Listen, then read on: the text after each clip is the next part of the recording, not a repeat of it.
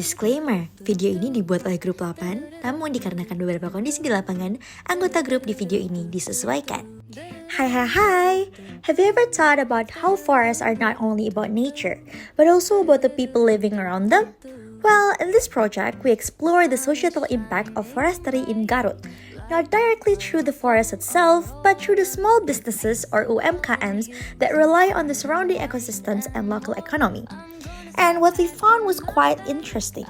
We observed two different types of businesses, which is a Chuanki producer and a Rengginang producer.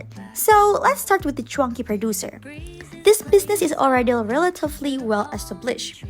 Their operations are stable, they have a consistent customer base, and their production flow runs smoothly. They even ship to lots of different places, like Kalimantan, Sumatra, and etc. On the other hand, the Rengginang producer is still in the early stage of development. This is a small-scale business with limited production capacity and very low daily sales. Unlike the Chuanki business, they are still trying to find their footing in the market. And the finding that we see from our observations is that the Chuanki producer shows strong business performance.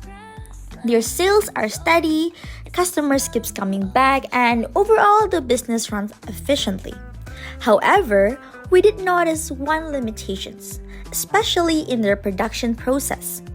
They are currently using a DIY mixer to prepare the dough.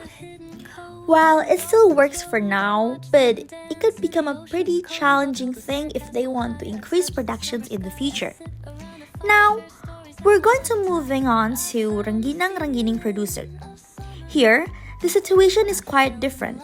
Their sales are very low and only about 2 to 3 customers per day. This clearly indicates that the problem is not just productions, but more about market reach. There is a lack of marketing, limited distribution channels, and low product awareness among potential customers. And next, we're going to talk about the main problems and challenges. So, what are the key challenges faced by these businesses? For the Chuanki producers, there are no major operational issues at the moment.